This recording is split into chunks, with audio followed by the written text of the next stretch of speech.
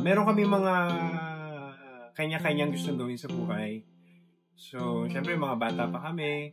Ang dami pa namin gustong ma-achieve. So, ayun, nagkaroon kami ng mutual parang understanding na kailangan muna namin magawa yung mga bagay-bagay namin sa buhay.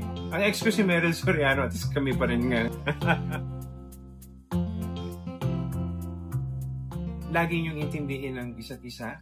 Lagi niyong respetuhin ang bawat isa.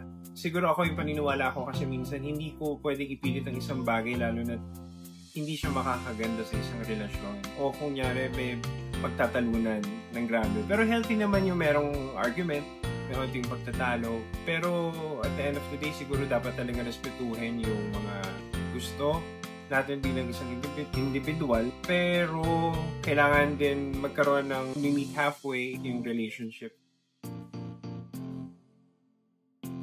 Ano bang message ko kay Meme? Mama, thank you for being the greatest partner. Thank you for being the greatest mom sa pagiging ina ng tahanan na binubuo natin dalawa.